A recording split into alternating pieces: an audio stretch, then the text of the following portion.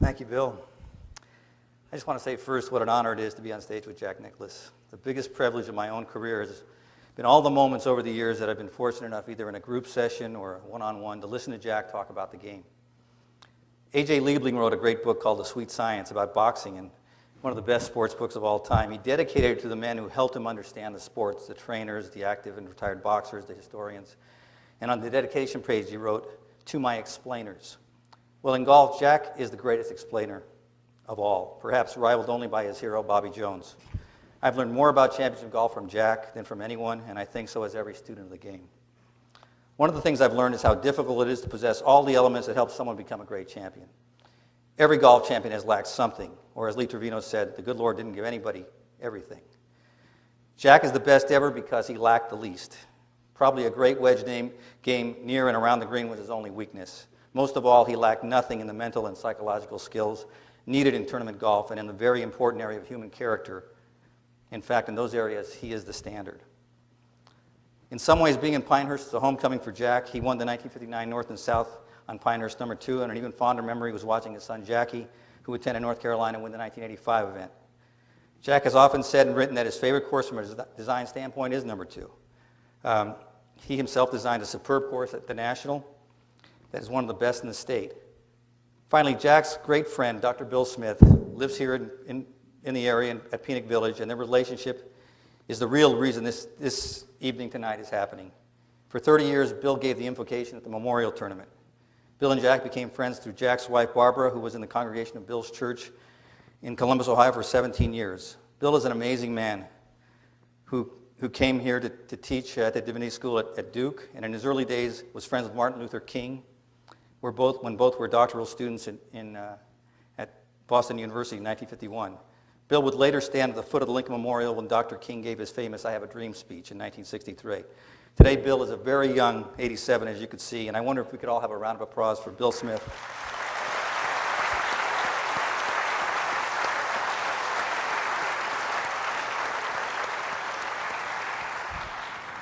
Thank you. Well, this is going to be a little difficult because there's so many possible questions for Jack and so little time, and I've already talked too much. But Jack, first, could you reflect on your experiences at Pinehurst? You know, what the place means to you, some of the things that you went through in your career here, and now that you come back with another golf course here, how do you feel about this place? Well, first of all, hello, ladies and gentlemen. It's nice to be here, and nice to have been asked by my friend, Dr. Bill Smith, and you know, he's been a very big part of my wife's life and our life, and so when he asked me to come, I was obviously delighted. And so, but Pinehurst itself, Jaime, I first came to Pinehurst in 1959, kind of an unusual situation for me, because I was supposed to be a sophomore at Ohio State University and in school. And that spring, or that winter, I was selected to the Walker Cup team. And which got me in the Masters, and then, so I went to my golf coach at Ohio State, Bob Kepler, and I said to him, I says, "Kep," he says, "oh, I know, you made the Walker Cup team, that's fantastic." He says, we won't be seeing you this spring." I says, "What do you mean we won't be seeing me this spring?" "Oh, you're not going to go to school, you're going to go play the Masters, the North-South, the British Amateur, the Walker Cup matches. You're going to have a great year playing golf. You can play golf next year." How many college coaches would do that today? Well, anyway, I came down here in April to play in the North-South. And I had been here prior to that. I'd come in probably a couple of years before that with a friend of mine from Ohio. And but I had the opportunity to come and play. I loved Pinehurst. I've always said at the time he said in the introduction, I've always considered Pinehurst to me Donald Ross's finest example of golf course design, and in that here you have a totally tree-lined golf course without really having a tree in play, or part of the strategy. And I always loved that, and because water was never a factor. I just loved the play and how the golf course played. I loved the way the greens were, the bounce off the greens, and you had the ability to place any club you wanted to from off the green. I just liked that. And I want to tell you, when I won the North-South here in 1959, I was 19 years old, And that golf course was tough. As an example, I played a fellow named Bob Cochran from St. Louis in the semifinals. And I shot 81-82. And I beat him 2-1. I played Gene Andrews in the finals, and I shot 82-83 and beat him 1-up. Wow. So the last 4 rounds I played, I didn't break 80, yet I beat everybody else in the field. Wow. That's how difficult that golf course played. In those days, if you missed a green, you didn't have that nice, smooth grass that's out there. You were in holes and bounces and knobs and all kinds of foreign grasses and everything else. And this golf course was tough. And, you know, I know that, and I haven't seen the golf course that's been redone. I'm sure that Ben and Bill did a nice job with it. As I understand, a very nice job. I'm sure they will. But the golf course itself, I just love it. I love the Pinehurst area. I love coming here. And, I mean, everybody is here. Tell me what else you do in Pinehurst besides, I know there's a lot of other things, but mainly come here to play golf. And so, and certainly you don't have any golf courses to play here, do you? And when I had the opportunity to do the National, we had a lot of fun with it. I know that probably it was the toughest set of greens I ever put on a golf course to start with. And we haven't eased them that much since. But it is a nice golf course. It's a fun golf course. A lot of my friends have come to me and says it's their favorite golf course, so that's a nice compliment. But I always enjoy coming back. We have the possibility of doing some more stuff here in the very near future, which I don't want to talk about yet, but I'm looking forward to coming back to Pinehurst again. Good. We look forward to seeing you again. You know, you've had such an eventful life, Jack. I'm often struck by how happy your childhood was, your recollections of it. Wonderful, wonderful relationship you had with your parents, especially your father. You know, how was that the foundation of everything that followed? Well, you know, I think that both Barbara and I are products of a Midwestern conservative background. And we're both sides of my family are German. Half of my wife's side was German. My wife's maiden name was Basch, probably pronounced Bosch when it came from Germany. And we came from the south side of Columbus, which is sort of the German part of town. And my parents had good values about their family was first. They raised their kids to have good values and to try to do the things the right way. My father was his father was worked on the, I think it was the B&O Railroad, and he was a boilermaker. And he took my dad and his 2 brothers down to where he was working about 135 or 40 degrees down there making these boilers. And he said, boys, I want you to see this, and I never want you to have to do this. So my dad became a pharmacist, another brother became a pharmacist, and the other one became a dentist. And my Barbara's, my mother's father worked on the C&O Railroad. He was a conductor on the C&O Railroad. So, you know, that was where our background came from. My family came here in the mid-1800s. And I'm not sure exactly where all of Barbara's family came, but they came from that same basic area. As a matter of fact, Barbara's father was a high school math teacher at South High in Columbus, Ohio, for 53 or 4 years, and taught my father math when he went to high school at South High. So our background, so they came from a very conservative background and a background that believed in family values. So when Barbara and I got married, we basically said that we wanted to have a young family. We got married when we were 20 years old, and we had Jackie 19 months later. And we were only 21 when we had our first child. We've been married 52 years now. And we have 5 kids, 22 grandkids. And the neat part about it is Barbara made the commitment to me that she would make sure that the kids knew their father. And I made the commitment that I wanted to know my kids too. I didn't want them going off to college not knowing their father. So we spent a lot of times with the kids, with the family, and did things that were family things. And my kids do the same thing today. They don't ever miss their kids, which are my grandkids' events and so forth. We spend a lot of time with that, and I'm very, because our family has always been our priority. Golf is a game. It's a wonderful game. I love the game of golf, but it hasn't interfered with what I've done with my family. So anyway, that is our background. That's where we came from, and I think that's our values. Yeah, thanks, Jack. I always see how much you fondly remember your dad, and he was your partner in golf who started playing when he hurt his ankle and needed a partner, and you were like a 8-year-old kid or 10-year-old. 10-year-old kid my at dad, that time. Yeah. My dad started. My dad was a good athlete. He was he had a couple of course records when he was a kid in Columbus and played golf. Then when he went to college, he didn't play golf. He played football, basketball, and baseball, and started the golf team at South High. And he played football, basketball, baseball at Ohio State. Played professional football under an assumed name, which they did in those days. They played football at Ohio State on Saturday and played in Portsmouth, which is now the Detroit Lions, on Sunday. And he was a city tennis champion. Yeah. So my dad was a very good athlete, so he introduced me to everything. My dad was not only my father, but he was my best friend. Yeah. And we spent just an enormous amount of time together. He introduced me to everything, we did everything together, and we just had, we had a great relationship. I wondered how, he showed such great support and contact with you in all things, and yet you never felt he pushed you. How did he manage that? Well, he introduced me to so many things, he didn't push me into anything. He introduced me to everything, and he always just introduced me and let me do what I wanted to do. Yeah. He introduced me to golf. When you were talking about, he broke his ankle, and he was actually did that playing volleyball, another sport he played.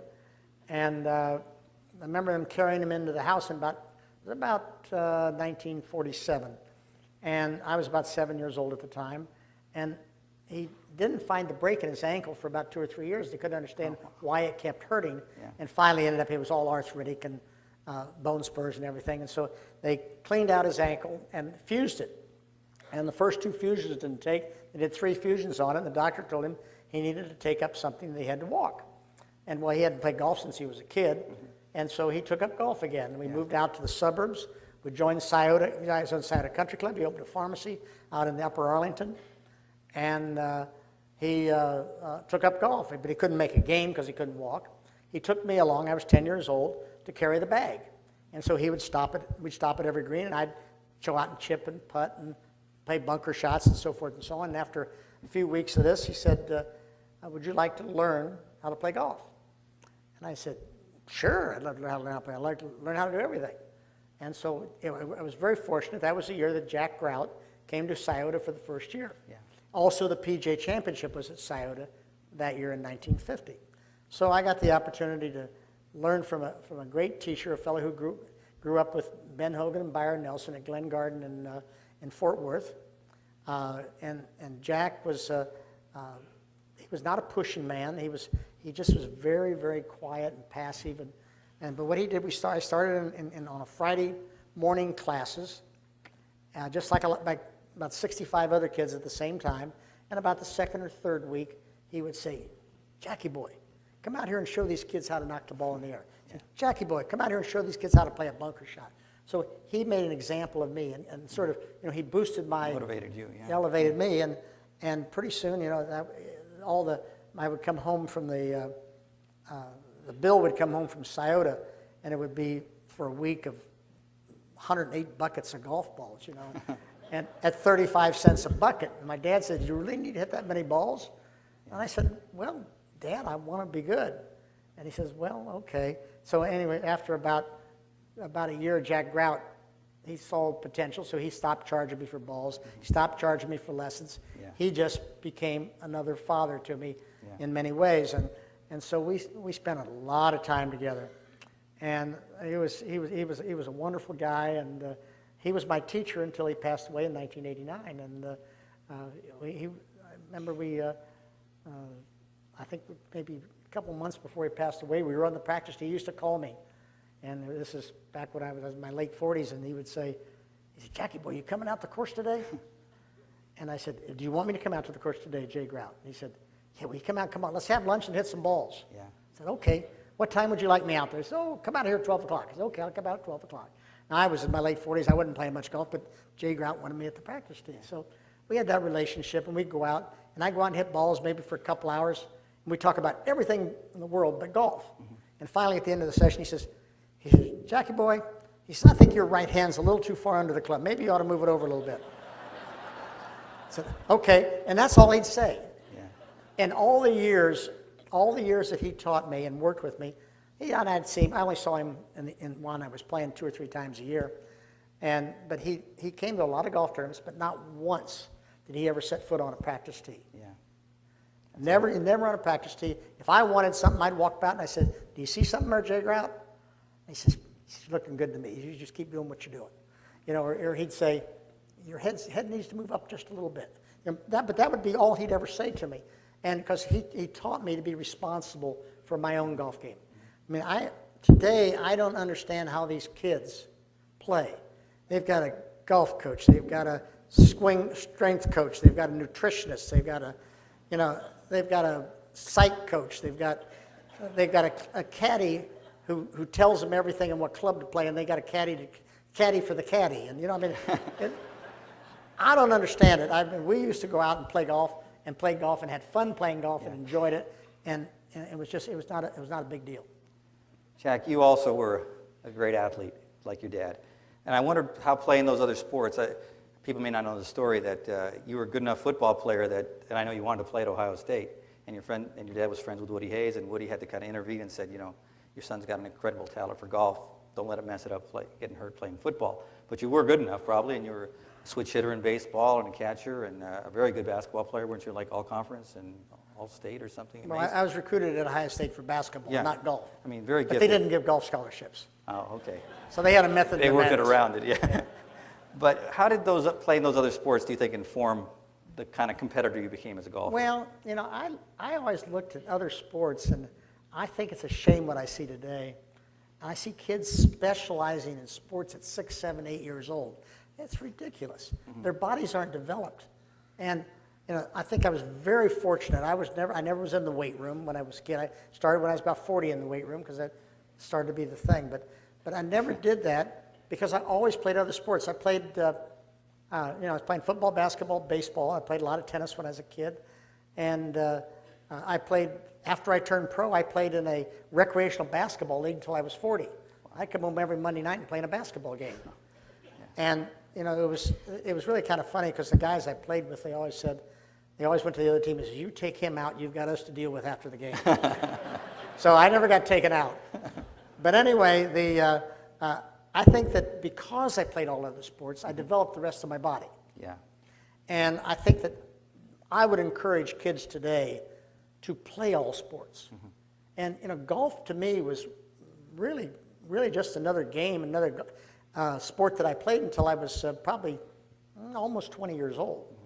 And I played all other sports through college, and they only played golf on the golf team. I played the others all intramurally, and I won the national, or I made the Walker Cup team. Then I won the national amateur that year as a sophomore in college, and I said, I must be a little better than I think I am. I really wasn't too worried about anything. And then the next year I finished second in the National Open when I was 20, and I said, gee.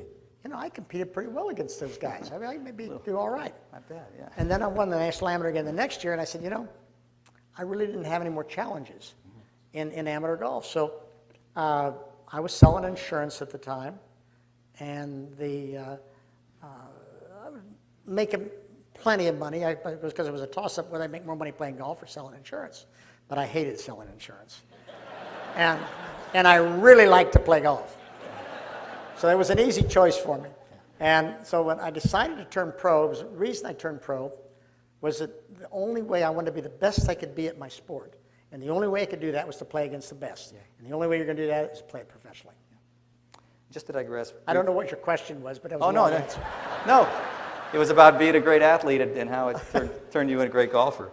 But it's not commonly known that you actually suffered a bout of polio when you were 13 years old.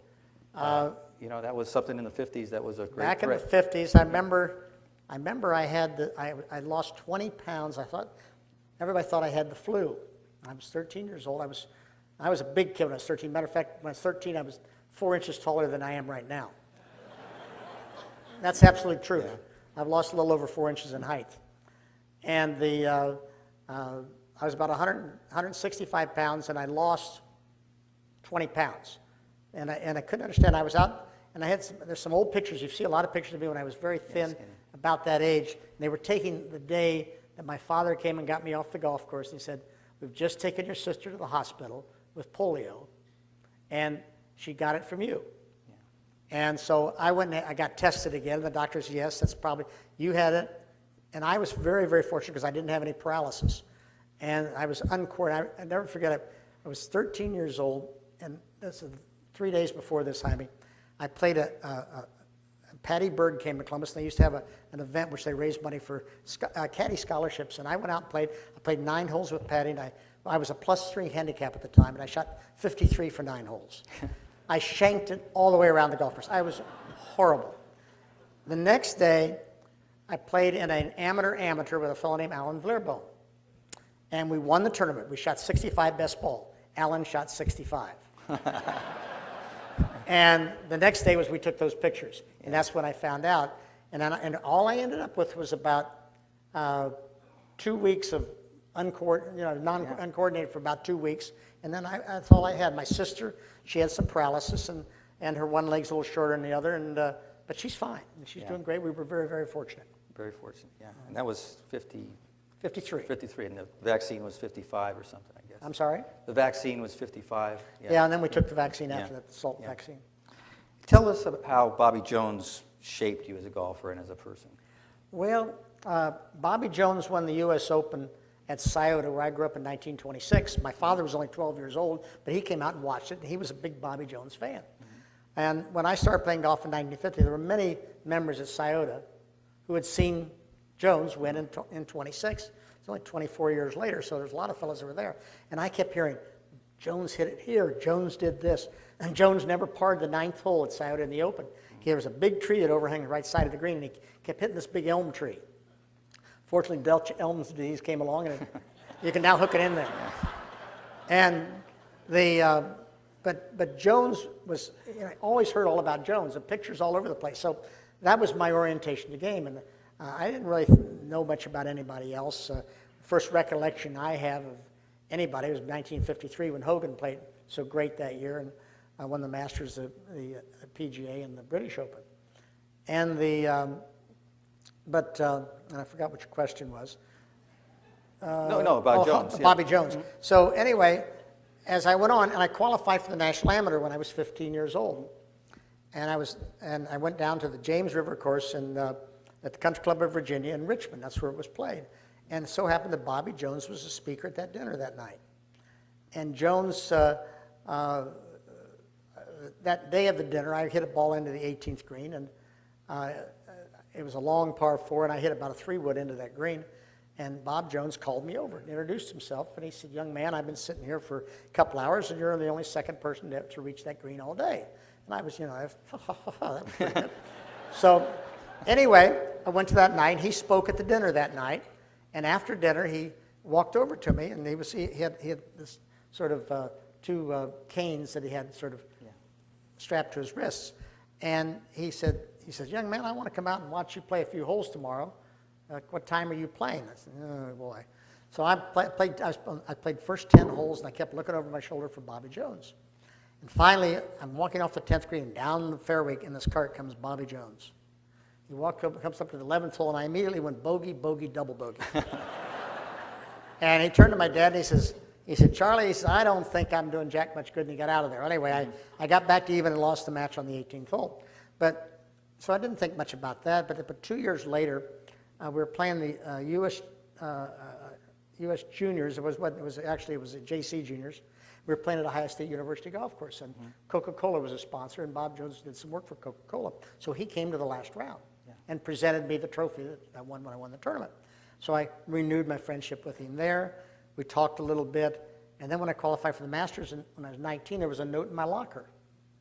And he said, "Jack," he says, "I'd love to have you and your father come down to my cabin and talk to me, say hello." And we did that every year for a lot of years, probably 10, 12 years.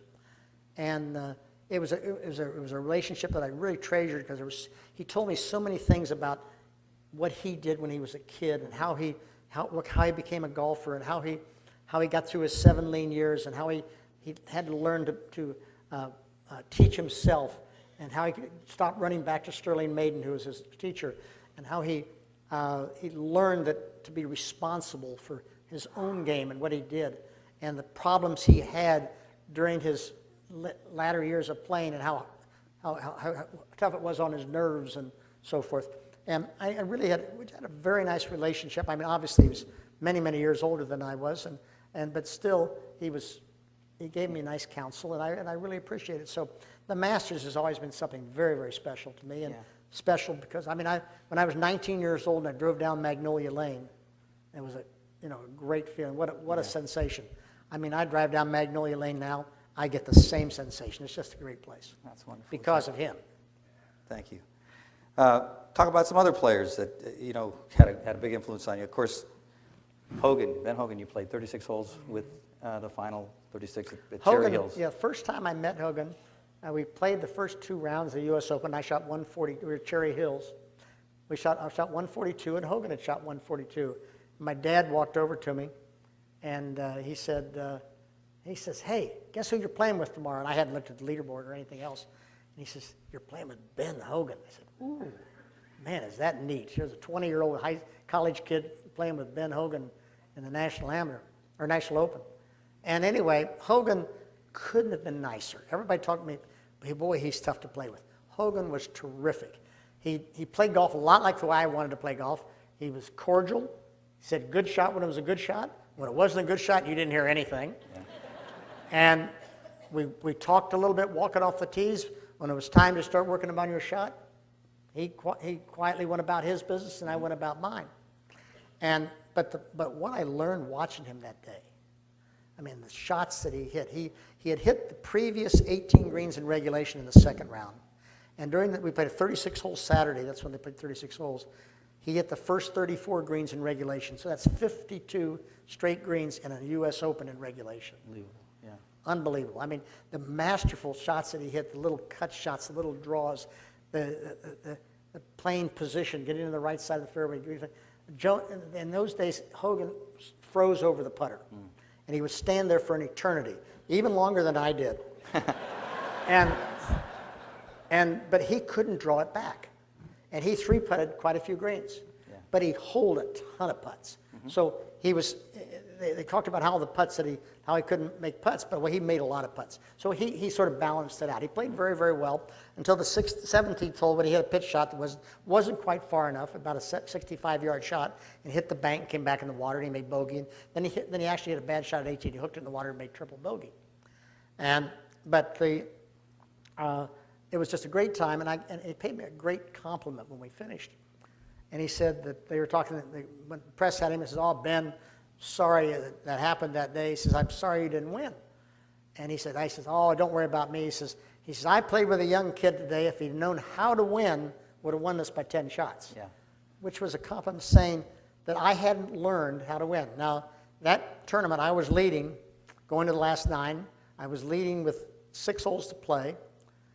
And I shot 39 the last 9 holes. I bogeyed 3 of the last 6 holes and missed 2 very, very short birdie putts. Or I don't want to think. Palmer won the tournament, and I've always told Arnold, I says, "Arnold, if I hadn't shot 39 that 9, nobody'd ever heard of you." And we laugh about that, and of course, we have a lot of fun. But it was a great experience, and the nicest part about that experience is that after the next year at the Masters, which was the next major that I saw Hogan, I was in the locker room. Ben walked in, and he always called everybody fella. He says, "Hi, fella, how you doing?" I says, "I'm fine, Mr. Hogan, how you doing?" He says, "Great." He says, "You got a game?" I said, "No, sir." He said, "Would you want to play?" "Sure, let's go play." So I played a couple of practice rounds with him in the Masters. He did the same thing at the U.S. Open that year at Oakland Hills. Mm-hmm. And the compliment of here Ben Hogan wanted to play with this young 21-year-old kid. Yeah. And it was a great compliment. It was a great boost for my confidence. But also, I just turned around and said, I got the opportunity to watch Hogan play a lot of golf. Wow. At a very formative age. You also saw Byron Nelson give a clinic at U.S. Junior in Los Angeles. 1954, Byron gave the clinic at the USJ Juniors at LA Country Club. And I'll never forget it because it was, and Byron, I've said to Byron many times, I said, boy, I said, that clinic, I remember that day, it's just one of those days when everything was right. They had just put a new irrigation system in at LA Country Club, and you could see the line of where they put this irrigation down. Mm-hmm. And he took a caddy and he moved him back on the irrigation system. He never moved a step off the irrigation system. He just kept every ball right at his feet. And he'd move back and he'd handle the ball right at his feet. And then he walked over to the bunker and he says, okay, kids, whatever you want to do, as long as you just can't place it, whatever you want to put the ball, throw it anywhere you want to in the bunker. And I remember the first one, a kid took it and threw it back up under the bank and he held the bunker shot. But it was one of the great exhibitions, and watching Byron play. I played a few times at Byron in exhibitions, never in a tournament round. Mm-hmm. But what a striker of the ball and what a gentleman. You know, I asked Byron about that once. I said, you know, Jack remembers a great clinic you gave in '54. I'm sure you don't. He goes, oh, I remember it. He goes, that's the best I ever hit the ball. He was terrific. It was amazing, yeah. A lot of people here have a fondness for Harvey Ward, who's a North Carolinian, of course, who defeated you in 1958 at the Olympic Club at the U.S. Amateur. You played with him in the Walker Cup as teammates, became friends. There's a great story about you and that he told regarding Bernard Darwin. That maybe you can tell. Harvey was. I met Harvey when I was maybe 16 or 17 playing in the National Amateur. And Harvey won in '55 and '56. And Harvey was one of the best, probably 10 players in the world at that time. He was a terrific player. And then they had that incident with Lowry, Eddie Lowry, and they got he and Venturi got suspended, didn't they? You know, Harvey did. I think Venturi's kind of skirted Venturi it. just went on he to turn skirted pro? it, yeah. He turned pro, that's right. Yeah, he turned pro. Mm-hmm. But anyway, Harvey lost for a year, and then Harvey never really got it back perfect. But Harvey never lost his putting stroke during all that time, I promise you. '58, I played Harvey in the second round of the U.S. Amateur at the Olympic Club. And I really played well that day. And Harvey beat me one up. He had 22 putts. Yeah. And I kept just, oh, come on. You're not going to make that one, too. Oh, no. So anyway, the next year, I'm playing my first Walker Cup matches, and we're playing at Muirfield, Scotland. I'm playing, Harvey's on the team. And Bernard Darwin was a famous British writer. He was the dean of the writers. Still is, yeah. And I'll never forget, Harvey came out one day with this sweater on. It had a big wide purple stripe and a big wide burgundy stripe, and all right on down. Yeah. And Bernard looked at him and says, I say there, Harvey, old boy. He says, perchance are those your old school colors or your own unfortunate choice? And I'll never forget. We had a great time with that. Good one. We got to talk about Arnold. Arnold and you, so much history, and I know you just helped get his acceptance to the Congressional Gold Medal that he just won last week. He made a very eloquent speech. You know, it's so cliche, I guess. I've got to tell the story. Please do. Okay. Oh, yeah. It's poor Arnold. Arnold doesn't hear real well, and all the speeches were out front, and they had Boehner, Pelosi, Reed, McConnell, 2 congressmen from Pennsylvania and 2 senators, one Toomey and one Udall, spoke about Arnold. And I was very honored to be asked to speak in behalf of Arnold to this group, to the assembly. It was a congressional gold medal that Arnold received. And Arnold was very passive. It was hard to, there was an echo in the room, and it was hard to hear. Mm-hmm. But Arnold was behind, and he didn't really have much response to any of the speeches. Mm-hmm. And when I got done with my speech, and I liked my speech, frankly, I thought it was pretty good. And I mean, mine couldn't have been, by comparison, it wasn't a political speech of whereas Arnold Palmer did this and whereas Arnold Palmer did this. Mine was about Arnold. And anyway, I finished the speech, and I walked over and gave Arnold a little hug, and he didn't really want much response. So Arnold got up and he did his speech, and after it was over, we were going to lunch, and I was in the elevator, Barbara and I with Kit and Arnold, and I turned to Arnold and I said, Arnold, let me ask you a question out of curiosity. how much of those speeches did you hear? And he said, Wow. 0. I said, well, I feel bad that you didn't hear him. He says, well, I just couldn't hear him. I said, well, I'm sorry. But I said, you really, so they said, well, we'll get you the tape because Arnold need to have it. I mean, what a nice honor for Arnold to have that, and well deserved. Didn't have a hearing aid or didn't turn it on? I don't know. He couldn't hear a thing, Jaime. Wow. He said he did not hear a word. That's why I couldn't understand his response. You know the joke, when you guys play together, you hit the ball and you go, where does it go? And he goes, huh? Yeah. So, Well, Arnold's answer to anything is, hey, Arn, how you doing this morning? Huh? I mean, he's been that way for a long time, but I think he just turns it down. Yeah. One time he might have turned it. He turns us out. Yeah. Well, how has Arnold mattered to you as a golfer, as a person in your life? Well, as I went in this, I told a little bit of what I talked about in the speech, was that it was 1954. I first saw Arnold, and it was at Sylvania Country Club in Toledo, Ohio. I was 14 years old, and I was playing down there. I was the only person on the golf course. It was like Tuesday before the tournament, and I couldn't. Nobody was playing practice rounds, but nobody was stupid enough to be out there except a 14-year-old, and yet there was one guy on the practice range. And I watched this guy, and I saw these forearms, these massive hands, these big, broad shoulders, and just driving the ball into the wind and so forth. And I had no idea who it was. I didn't know. Anyway, so I walked in the clubhouse, and I said, who in the world is that guy on the practice? Man, is he strong. I said, oh, that's your defending champion, Arnold Palmer. So that was my first time. And then I said in the speech, I said, well, that's an Arnold Palmer I'll never forget. And then we went to 1958. And we played Dow Finsterwald Day in Athens, Ohio. Dow had won the PGA, and it was the first time I'd played with Arnold. I was an 18-year-old kid. We played that day, and Arnold shot 62. He'd made 8 birdies and an eagle and just killed the golf course. That, again, was an Arnold Palmer I'll never forget. And then we played at Oakmont. And, of course, I've said many times, you know, Arnold always treated me great. I may have had to fight his arm, but I never had to fight him. He was always great to me. And there's a picture of Arnold bending over on the practice tee before the playoff, saying something to me. Well, Arnold, in those days, when you had a playoff, the winner got the gate for the playoff. I think the gate was $2,000 or something, but. And he asked me, turned over to me, he says, Jack, he says, would you like to split the gate today? Which was, I was a young guy who hadn't won a tournament yet and won a couple $1,000, and here was an Arnold Palmer again that I won't forget. And so I went on in the speech and I said, I want to fast forward about 50 years. And we went to the last May in Houston. And Arnold and Gary and I played in the senior tournament down the Insperity tournament, and we played a scramble.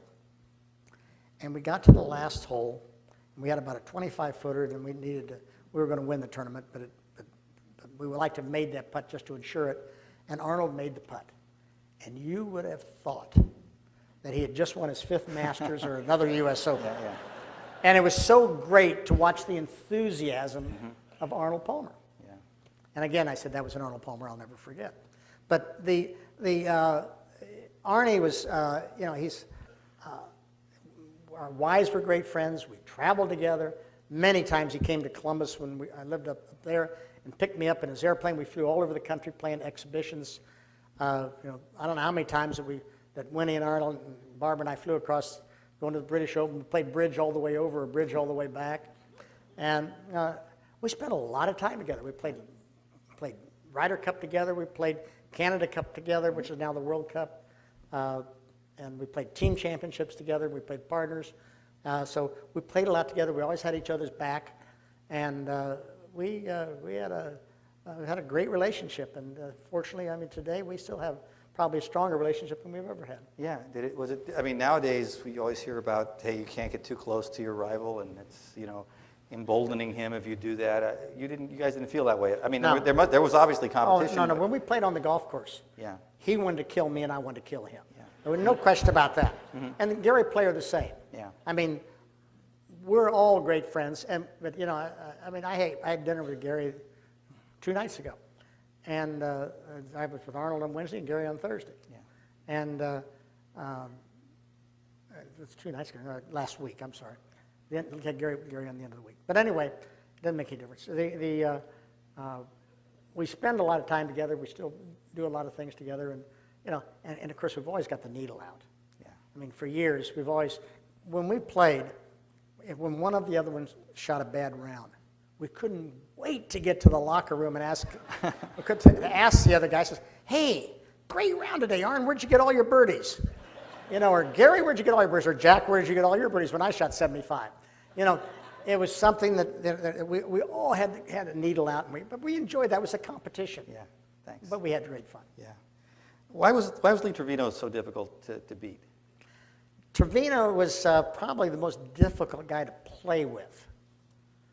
And, I mean, you know, he never shut up. He just never shut up. And he said he never liked to play with me because I walked too fast. He said, "You walk too fast, I can't keep up with you, and you won't listen to me." I said, "Duh." I said, "You know, why do you think I walk fast?" Anyway, you know, Lee Trevino is a guy who came from a very meager background, who had a couple of marriages that weren't very good, never really knew his kids. He was a rough character. And he married Claudia, his present wife, came from Connecticut, and they had 2 kids, Olivia and Daniel. And they have become the apple of his eye. Mm-hmm. Daniel's just going off to college this year. Lee Trevino, I've never seen a man who's turned his life around like Lee Trevino is. He has become a great dad, and he spends tons of time. He said all through high school, he couldn't wait to take Daniel to school in the morning and pick him up after school, where they could go play golf together, or they could do something else together. And I mean, I'm so proud of him. And you know, he is just a totally different person. And you know, I got more admiration for that guy than most any guy I know. Wow. And as a golfer? Well, as a golfer, he was terrific. Mm-hmm. And he was tough to beat because he was tough. Yeah. I mean, he hit the ball down the fairway, and he hit the ball on the green. Yeah. I always said there was 2 guys that I thought were the best strikers of the ball in golf. One was Hogan, the other was Trevino. Yeah. Trevino was terrific, and he was a tough competitor. He didn't, you know, he didn't care what your name was. He says he was going to get you. he was tough. You know, Johnny Miller had a moment there, a couple of years, where he frankly felt, you know, I played with Jack in the World Cup as a partner, and I was better than Jack. You know, in Johnny's inimitable way, he went ahead and said that. Did you in any way feel that? Did you feel that at this moment, you know, Miller might actually be better than me? No. No. Okay. Yeah. Mr. Diaz and Mr. Nicklaus, this is about the time that we agreed Oh my to. gosh. Okay, just a second. Let me finish that. Okay. We haven't talked 45 minutes, have we? I'm sorry, Jack. Yeah, I got about 4 more pages. Well, Yeah, sorry. We'll keep going if you want to, whatever you want us to do.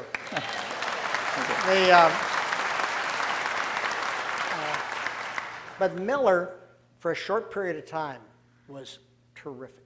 Yeah. He may have been the best player in the world for a very short period of time. Mm-hmm. Now, does that mean that I thought he was a better player than I was? You never think that somebody else is a better player than you. If you do, then he's going to beat you. Uh-huh. You know, and the thing, golf's a funny game.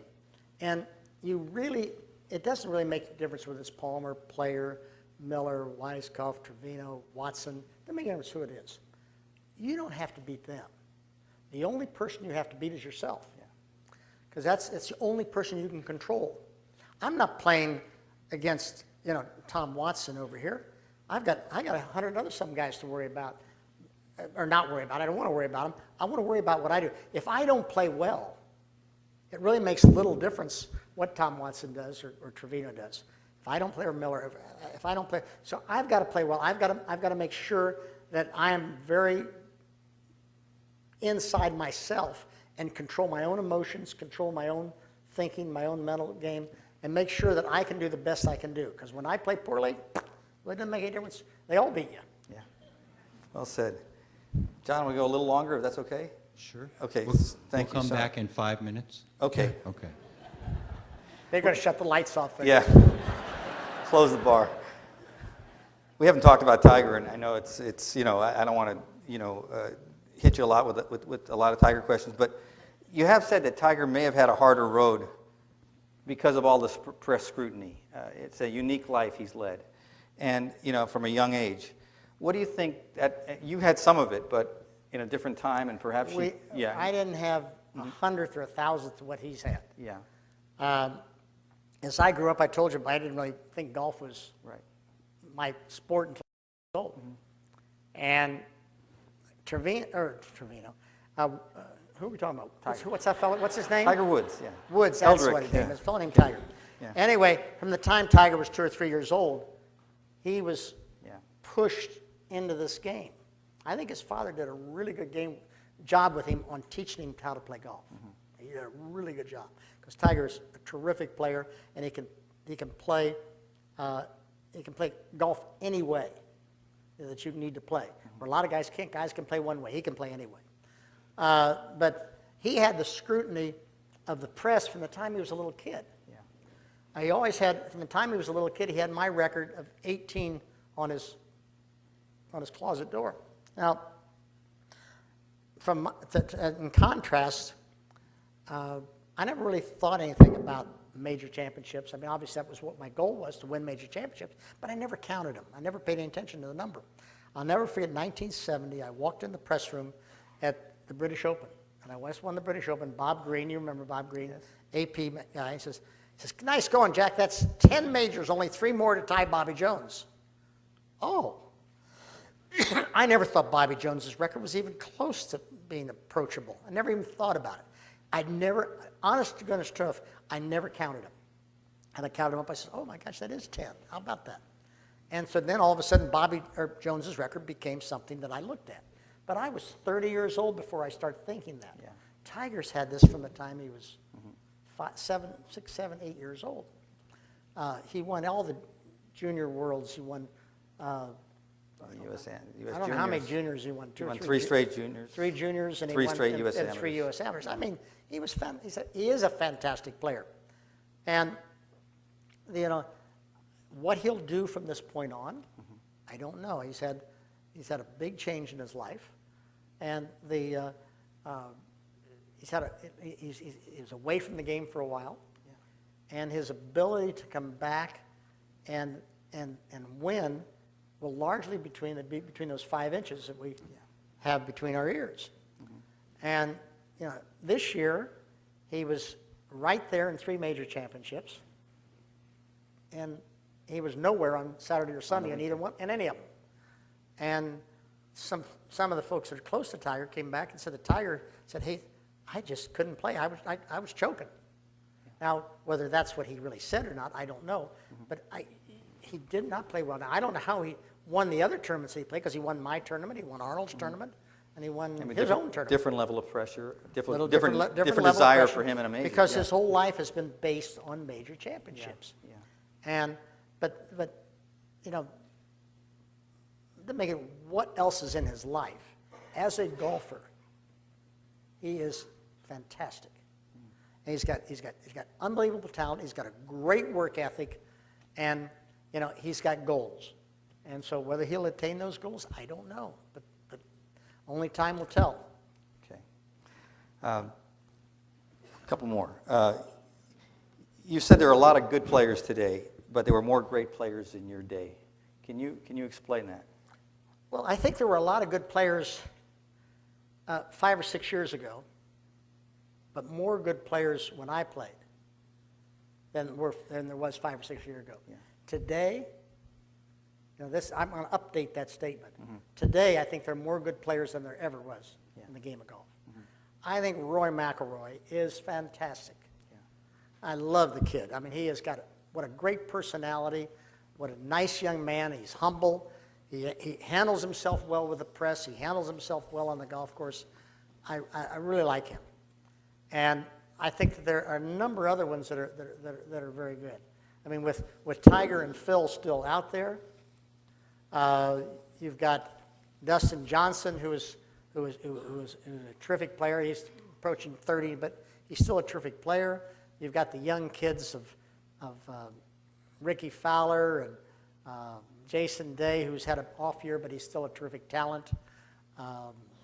Keegan Bradley. Oh, you can go on I forever. mean, you can go Yeah. on and on. Yeah. There's a ton of them. And the game of golf, from a tournament standpoint, I think is really healthy. International players coming from all over the world. The game is becoming a more international game. And the Olympics, think what golf is going to the Olympics in 2016. And unfortunately, they are in 2016, 2020, and they vote in 2017 whether golf will stay in the Olympics. Yeah.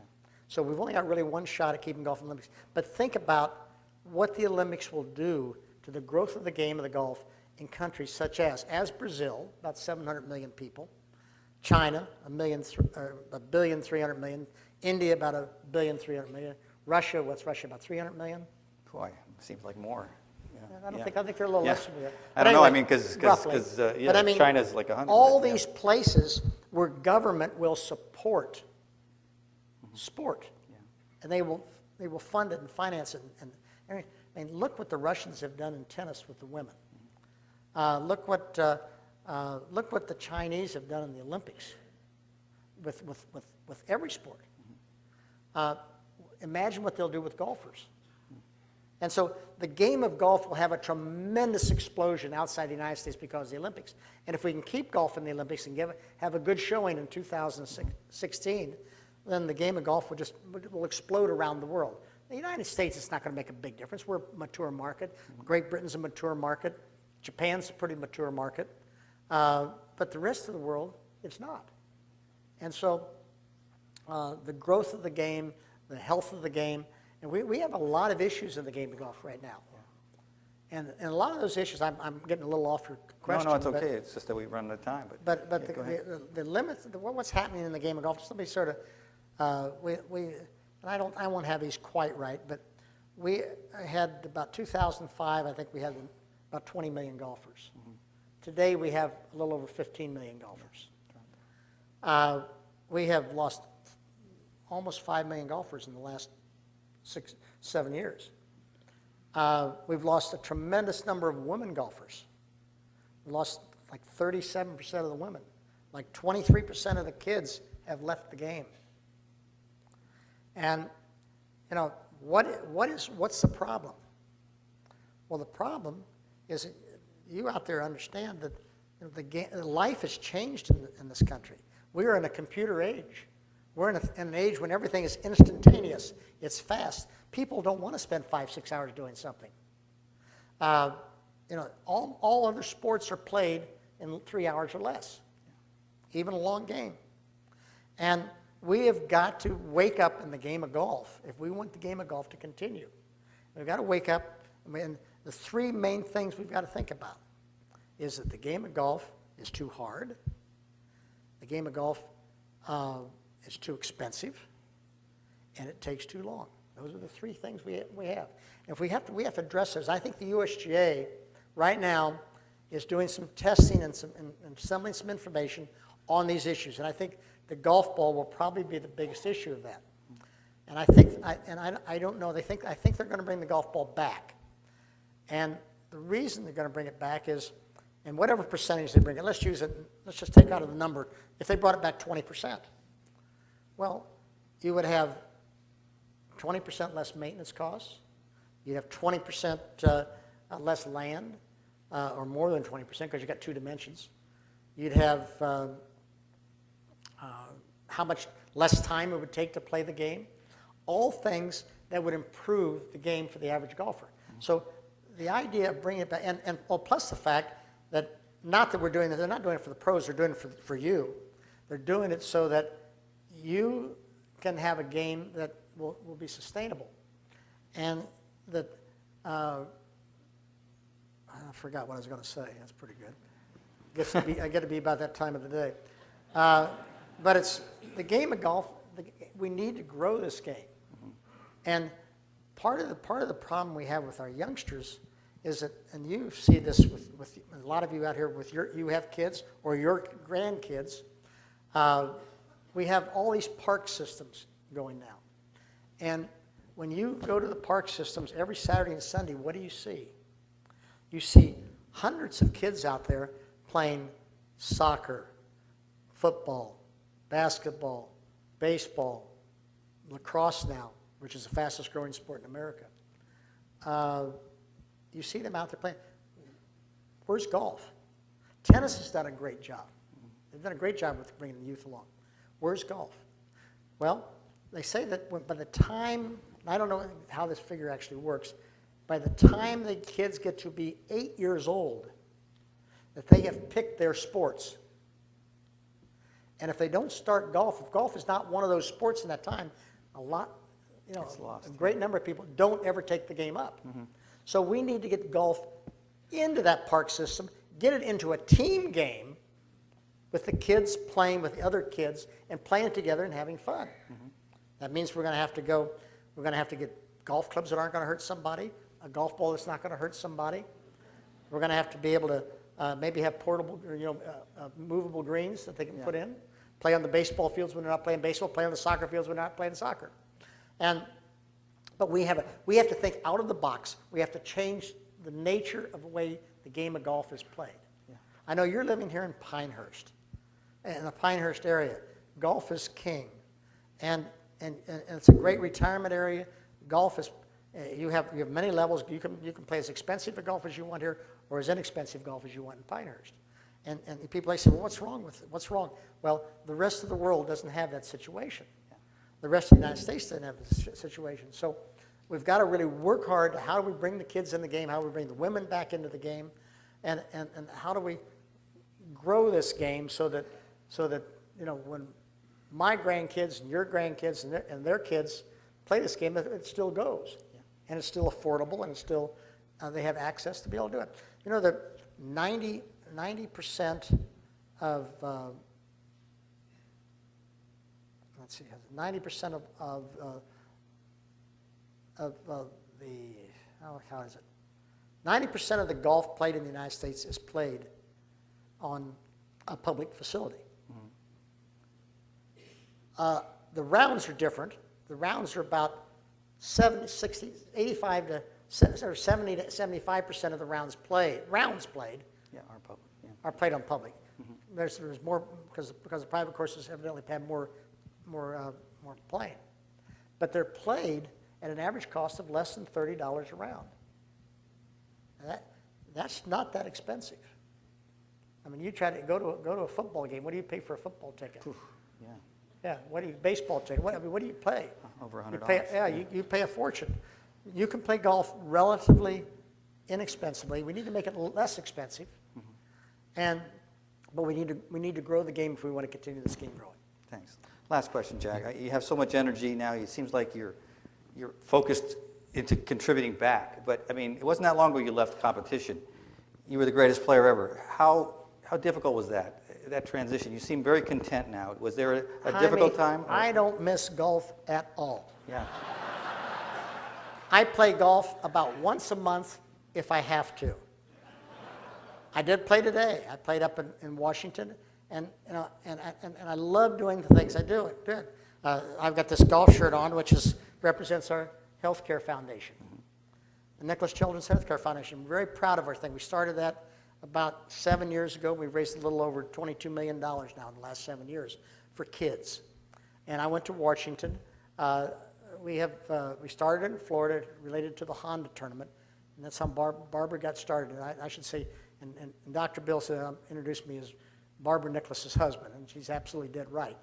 And I support her in what she's doing there, because she really, we had five kids and 22 grandkids, that if we wanted to go to take a kid to a hospital, we had to drive to Miami, which is 2 hours, or Orlando, which is 2.5 hours. People with kids with sick, or parents with sick kids do not want to drive. I mean, it's too difficult. And you've got a sick child, you really want to be able to take her. So we wanted to try to do this in the Palm Beach area. Well, anyway, I wanted to have this. I said, I felt like I might be able to have a little bit greater outreach. And so we we've set our foundation to where I can try to help some places in the area. So today I went up and I played in golf in Washington area, and it was to benefit 2 children's hospitals in the Washington area. And so they raised about $300,000 today, and we had a nice day, and that's one of the things why I keep busy. Yeah. Is I'm doing what Barbara tells me to do. You guys understand that? But I said I've got 22 grandkids. They're playing everything. Barbara's at a volleyball game right now, which I'm missing it because of you all. But anyway, but she's at a volleyball right now. I've got another volleyball game tomorrow night. I've got a middle school football game tomorrow. I've got a middle school volleyball game tomorrow. I have a high school football game on Friday night. We go to every Florida State game. I've got a grandson playing for Florida State. Yeah. Look for Nick O'Leary, number 35. In the pros. We're playing against Clemson this weekend. He's going to catch a lot of passes. And but anyway, my plate is full. I love the game of golf, Jaime. Yeah. But golf was my vehicle to competition. I love competition. That's why I played all sports, and I just love competition. But when I lost my vehicle to competition, which was lost my golf game and my ability to play, I didn't really miss playing golf. Because I have so many other things I'm doing as it relates to the charity work that I can do, which is what Barbara loves to do, my grandkids, and I love to fish. And give me a fly rod and I'll go anywhere. Yeah. Thanks, Jack. We have some questions from the audience. John? Thank you. Thank you, Thank you Mr. very Nicklaus and Mr. Diaz.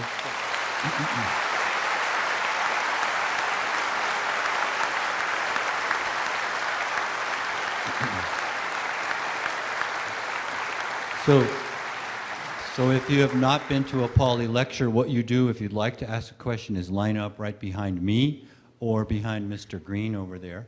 We're going to take questions for 10 or 15 minutes. 10 minutes. Unless we're overrided by the gentleman on the stage. And I will have the last question. I'll start, and then we'll alternate. We'll go 1 and 1. So Okay. we appreciate very much your staying with us to answer some questions. I got it. Mr. Nicklaus, I was hoping you'd wear Carolina blue. I can't hear you. I was hoping you'd wear Carolina blue, but my question is... Carolina blue. Yeah. I had a son that went to Carolina. Okay. My question is... I'm lucky that I get to root for a lot of colleges. All right, my question is, what do you think about the Davis Love picks for the Ryder Cup? His pitch to the right, his picks? Picks. He had a lot to pick from, and he picked some pretty good players. I thought he did a great job. I think Davis's picks were really good. Is it on? I Okay. think the Ryder Cup is going to be a very competitive match this time. You've got a great European team, and I think you've got a really good U.S. team, and I think that played on American soil, the Americans will be hard to beat. Well said. Hey, Mr. Nicklaus, thank you for coming. I'm Mike Ventola. I run the turf management program here at Sandhills Community College. And first, I want to thank you for the kindness you've given to our industry and interns that have worked at your course in Miami and Ohio. In the industry, the space that my students occupy, you alluded to, is a very difficult space right now. The game is contracting. And one could say that some of the companies you've run in the last few years have been at the forefront of making golf courses longer, harder, and more expensive. I'm one of the culprits. What do you think the industry and my students can do to maybe save the game? Well, I don't think that they're going to really save the game. I think that we've got to change the nature of the game. I mean, your students, I feel strong about your students because I have 14 kids that started in my yard that are now head golf course superintendents. I'm very proud of that. They've come out of college, they've come down and interned at my house, and I've started them off and they go and work for us and now head. So I've been heavily involved in your thing, and we work with them to try to do things the right way. Everybody wants good turf. Everybody wants it maintained properly. But there's different ways to do it. If we have less turf to maintain, obviously it costs less. So if the golf courses become shorter, there's less land, it becomes shorter.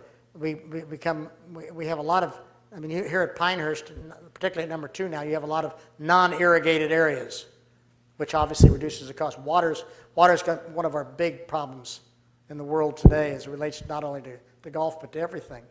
And so there's many, many things your kids can do that work on being efficient. And efficiency is basically what's going to help us more than anything. Jack, I'd like to ask you, what course did you play in Washington? What did you shoot? And did you play the senior tees? I played Creighton Farms, which is a golf course that I finished about 5 or 6 years ago. I played the senior tees. Not really senior, but they called it the members tees, but they moved them pretty far up. And I did not break 80.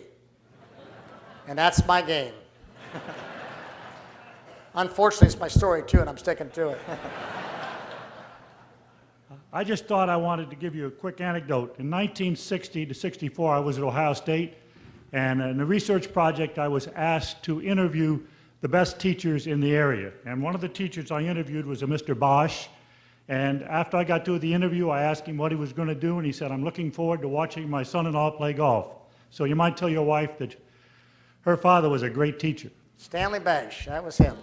He was taught at South High School, as I said earlier, and he was I'll tell you an interesting story. Barbara says it's why I married her. I was a freshman in college, and I was taking a renewal math course. It was a college algebra math course, which math I was fairly decent at. And I had a German instructor, and I didn't understand a word he said.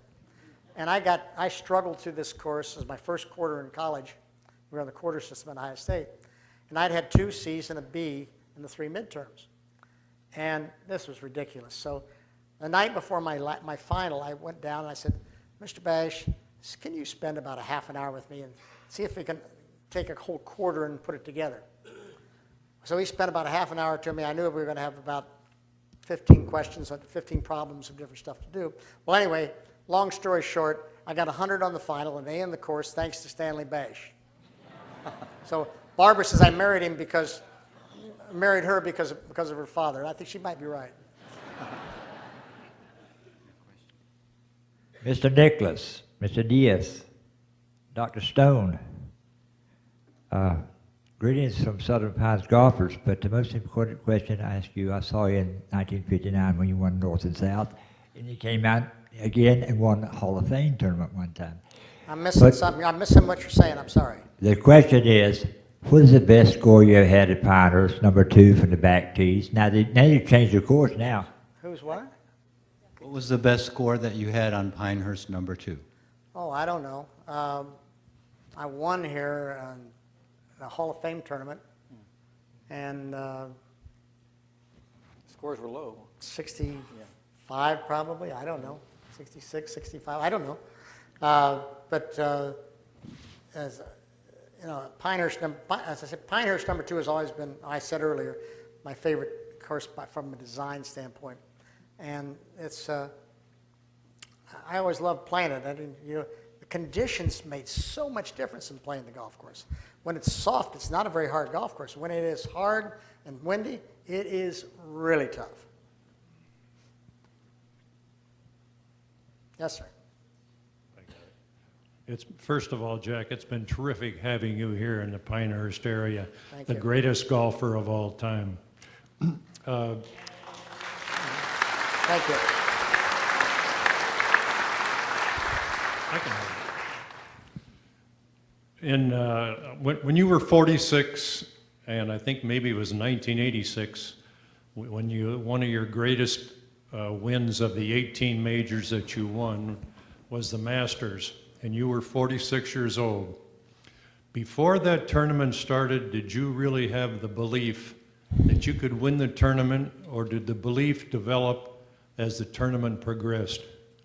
Well, that's a pretty good question. I did not play particularly well all spring, although I got this new putter that was about this long. And I remember the first time that I used it, I was playing down at Eagle Trace, and the wind was blowing hard, and the wind blew the putter into the ball as I was standing over it and moved it, and I'm sitting there saying, man, why would I ever want to use something like this? Well, anyway, I learned to use it, and I actually started putting pretty well in the spring. So when I got to Augusta, so I'm putting pretty well. I always thought I could win, but I never really took myself that seriously after 1980. And because I didn't really work, I mean, every year I would start in January, start thinking about the Masters and start preparing for it. And as I got older, I would think about the Masters in January, but I wouldn't start preparing until the end of March. And so, but anyway, I got there, and my long game was not great. But as I got to the tournament, I went in a week before in practice, like I always did. My long game got better. I said, well, the way I'm putting, I'm going to do all right. But the first round of the tournament, I putted terribly. Went exactly the opposite. Then the second round, I hit the ball. Again, I hit it nicely, and I made a couple more putts. I shot 74, 71. The third round, I made a couple more putts, shot 69. And when I finished that night, I hadn't really done that much, but it turned out I only had 8 guys in front of me, and I was 4 shots behind. And now I honestly felt like, man, I'm excited. This was kind of fun. And I remember on Sunday morning, my son Steve called me. My son Jackie was on the bag. Steve called me, and he says, what do you think, Pops? And I said, what do you mean, Steve? What do I think? He said, what do you think it's going to take to win? And I said, Steve, I think 66 will tie, 65 will win. Number I had in mind, go shoot it. I said, okay. So I went out with a pretty positive attitude that day.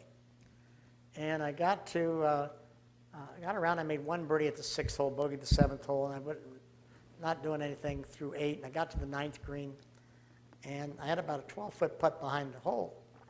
And I was a little down on myself because I hadn't been able to make any putts. And all of a sudden there was this big roar went up at the 8th green. Ballesteros had hold his 3rd shot, eagle. And he was leading the tournament. And I got back over my ball, and all of a sudden another big roar went up. And Tom Kite hold a wedge shot for an eagle. 2 of them back-to-back playing together.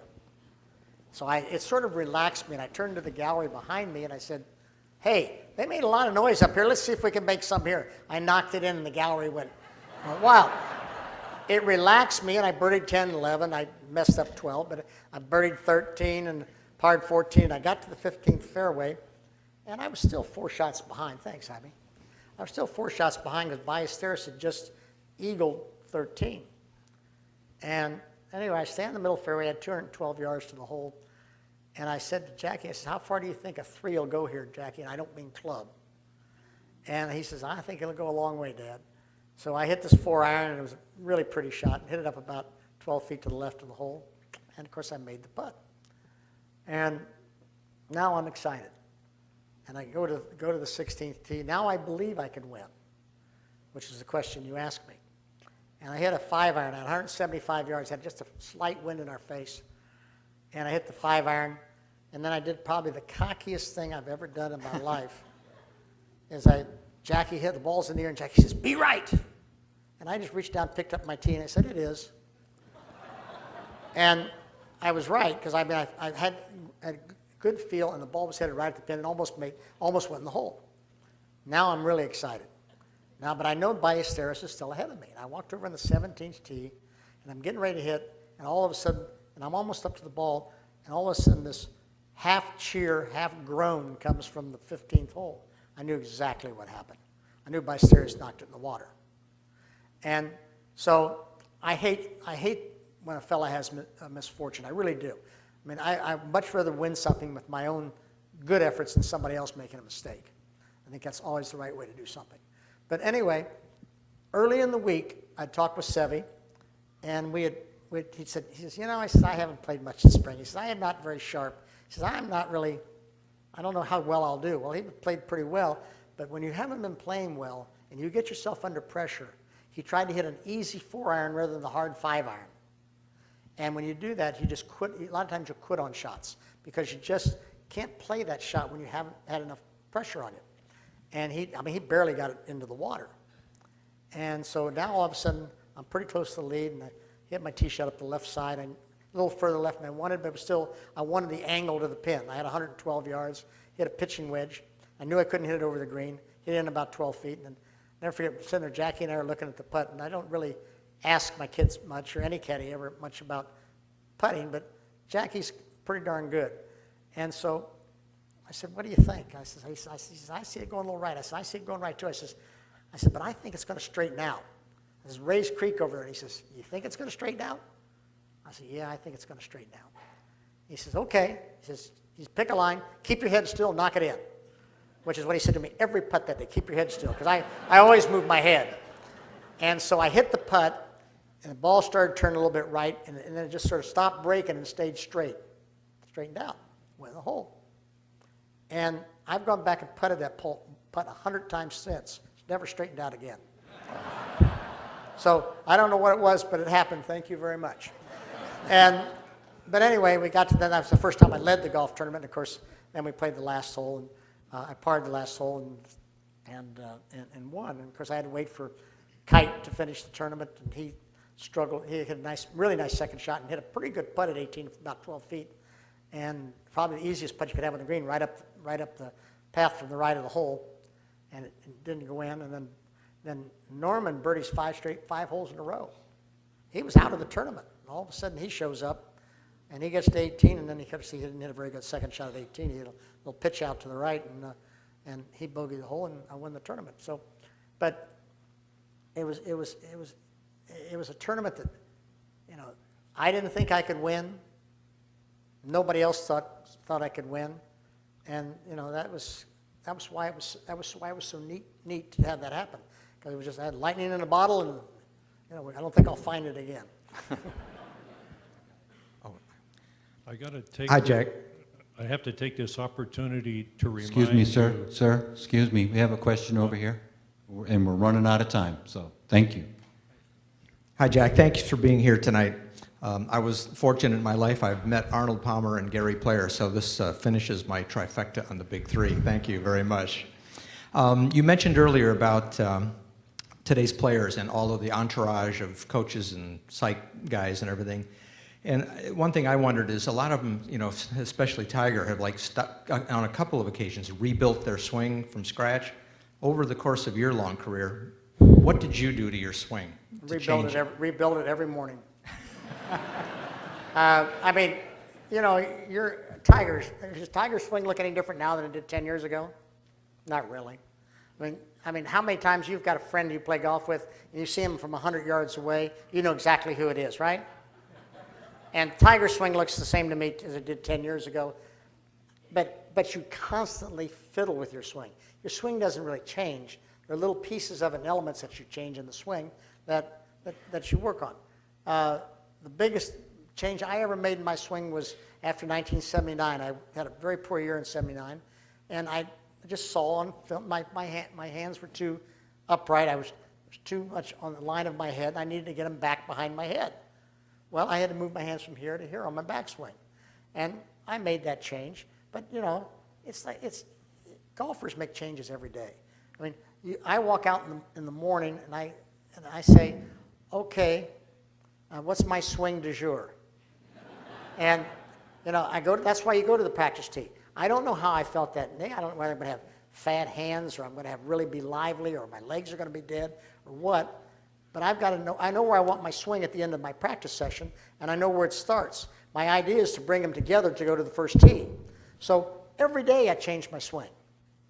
And frankly, that was the one thing that I learned from Bobby Jones, that never be afraid to change your swing, even in the heat of battle. I changed my swing in the last round of the Masters or the U.S. Open in the last 9 holes if I didn't like what I was doing. Now, I did it conservatively. So in other words, if I had, let's say I was playing, I got to A-man corner, and I didn't like what I was doing. There's no way in the world I'm throwing the ball at the pin. I'm going to throw it into the right side of the green, play a conservative shot, try to get back that place. I'm trying to play a 12 conservative anyway. I always want to hit it over the middle bunker. Never going to take a chance on that pin. 13, I'll make sure I stick it a little further right while I'm working on changes in my swing. But I do that. I've done it all my life. And then when I get to 14, there's not a lot of trouble. Then I can go ahead and try what I want to try. So you rebuild your swing, you gain your confidence, and you get it back rather than just going along with your chant. So talking about Tiger rebuilding his swing, I mean, he does the same thing that we all do. He just got more press about it. My dad. You all change your swing every day? Yeah. Absolutely. Yeah, we all do. We're no different than you are. I'm sorry. My dad's a director of golf at National, and I play there about every day. And I was wondering what you think about when you are designing a course. And I'm here with some members of the Union Pines Girls High School golf team. We were wondering if we could get a picture with you after this.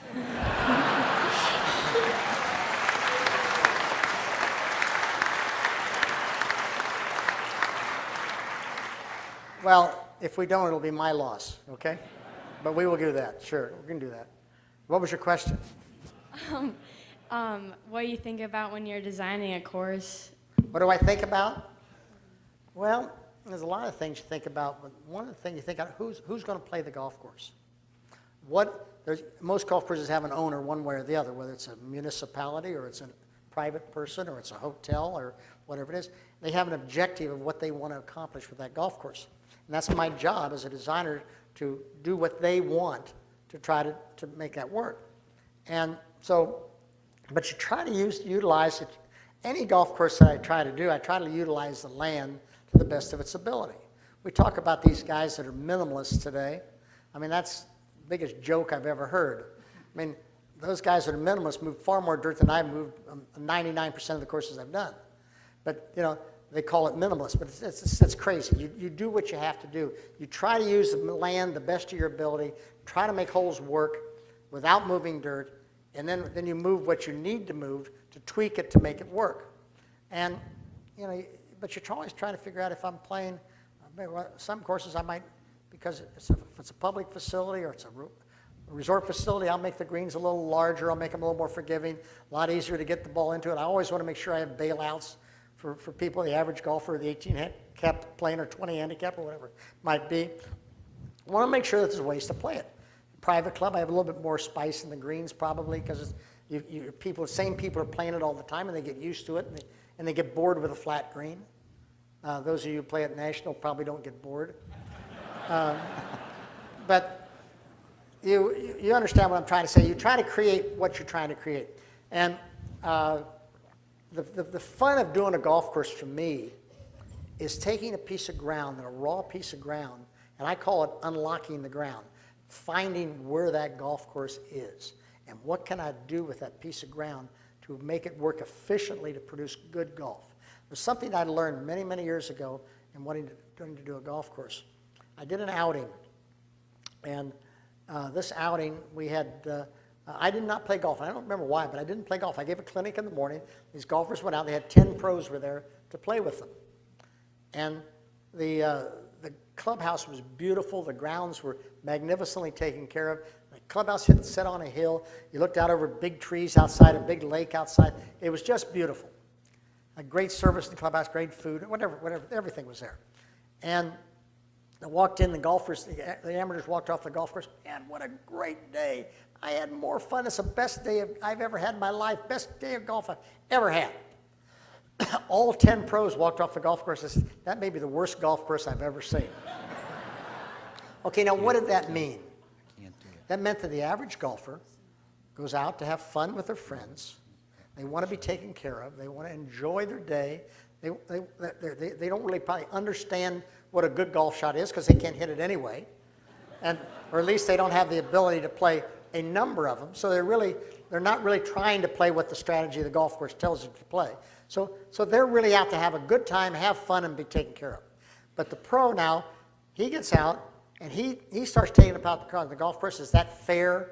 Is that green really tucked in there properly? Is the shot that I have to play a fair, equal shot? So it made sense to me that, okay, so what am I going to try to accomplish? What I want to do is I want to make a golf course as aesthetically pleasing as I possibly can, to make it as much fun as I can and make it as nice a condition as I can.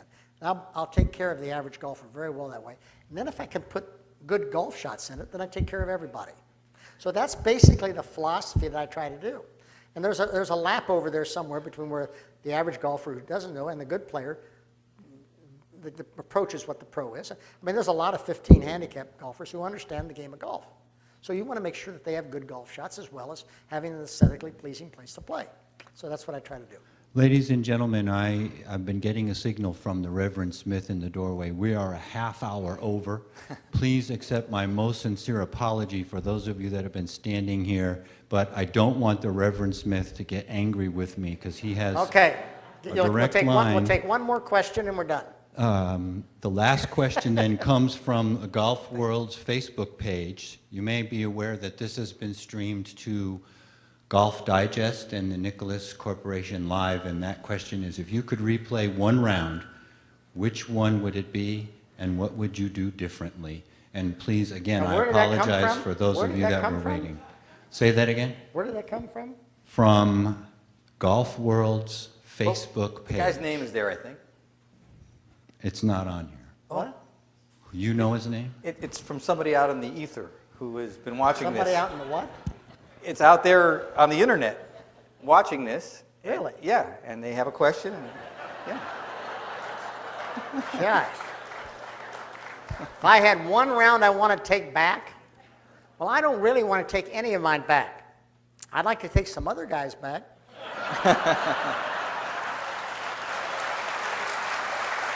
And I can name them probably in order. And they're just individual shots. I'd like to take back Watson's chip at 17 at Pebble Beach. Pebble. I'd like to take back Trevino's chip at 17 at Muirfield in 72. Let's see. I would like to have one shot of my own I'd like to take back. And this is kind of additional. I'll sort of end on this. 1977 Masters. I'm in the center of the fairway at 156 yards to the hole. Tom and I were tied. I'm getting ready to hit my second shot. He's on 17, I'm on 18. Tom birdies 17. I've got a 6-iron in my hand, ready to walk up to the ball. The pin's in the front left. I'm going to play it in the middle of the green, past the pin, try to hit it in the slope, bring it back, give myself a 12, 15-foot putt to take a chance to try to win the golf tournament. Tom birdies the hole. All of a sudden, it's the only time in my life that I could not regroup, could not change my strategy, or I could not think about what I should do. I changed and said, instead of taking the same club, playing the same shot, giving myself a chance for birdie, and whether Watson would bogey the hole or not, I didn't do that. Like an idiot, I took the club, tried to take that club and stuff it into the front left pin position, hit it fat, put it in the bunker, and allowed Watson to play the 18th hole any way he wanted. So that's something, and I got down with that. I says, why did you do that? I said, after all these years, you haven't learned yet? But anyway, that's sort of the answer to your question. There's odd shots here and there that you would take back. But you learn from those things, and even when I was 37 years old, I could still learn. I mean, early in my career, I played at Cherry Hills, and I think that probably I didn't talk about this earlier, did I? I don't think so, no. I probably talked about it yesterday. When you play with Hogan, yeah. Yeah, but anyway, we were playing at Cherry Hills, and I talked about playing with Hogan, and I didn't win the tournament. I shot 39 the last 9 holes. Oh, I did talk about it. I said Arnold, never heard of Arnold before. But anyway, that I think was a great lesson for me, because if I had won that tournament at 20 years old, and I was not a complete golfer at that time, I may not have gotten any better. Because of what forced me to get better. And the same thing happened at Lytham in 1963. I thought I had a 2-shot lead. And on the 17th hole, I had 212 yards to the hole, and the pin was in the back of the green. And I said, Jimmy, it's a 2-iron. He says, no. He says, I don't think you need a 2-iron. He says, you don't need to get back to the hole. He says, all you need is put it on the green. And I said, oh, no, I want to get it back to the hole. And I took my 2-iron, probably the only time I should have ever listened to my caddy. But anyway, I hit it through the green, chipped it back, missed the putt. Missed about a 5-foot putt. 18, I drove it off the 18th tee. I stood on the 18th tee, and you could look down the 16th hole at Lytham, and Bob Charles and and Rogers. Phil Rogers were on the 16th green, but the wind was blowing down the hole. They both hold 20-foot putts, but I couldn't hear the noise because the way the wind was blowing, so I thought they both parred the hole. So I thought I had a shot lead going to the 18th hole, and I said, well, I'm going to just take it over those bunkers. You saw where Adam Scott hit it this year? Last hole, I hit it in the next bunker up.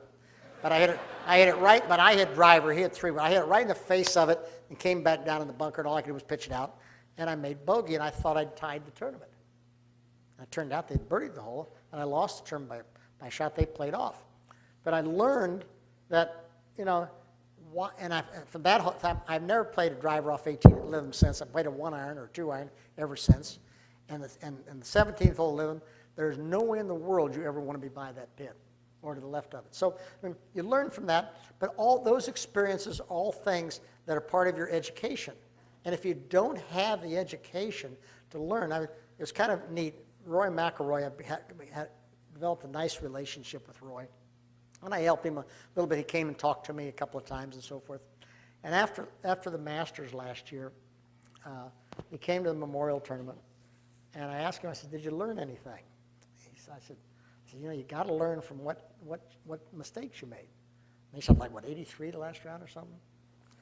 And he says, yeah. I said, I think I did learn. I said, I think I learned some of the mistakes I made, and I learned why I made them, and I'm not going to make them again. I said, well, great. Well, then you apply that to Congressional when you go. Well, you win by what? 8. 8 shots. He obviously learned pretty well. And so I dropped him a note after that, and I said, Roy, I said, you obviously learned very well from what you did at Augusta. Now, more importantly, did you learn why you won?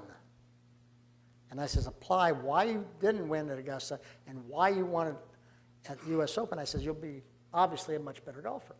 And so, you learn from your mistakes, but you also learn from the good things you do. And it's, but golf is the toughest game in the world, folks. You all know that. And you every time you play a round, you come in and you cut your wrists, and somebody says, you want to play tomorrow, and you say, what time, So we all do that. We've done it all our lives. It's a great game. It's great fun. And by gosh, I hope you all continue to play it forever. And thank you so much for having us here. Jaime, thanks so much. I appreciate all your help. And thank you for having us here. Thank you very much. Man, Thank you. you gave him everything. Thank you. Thank you so much.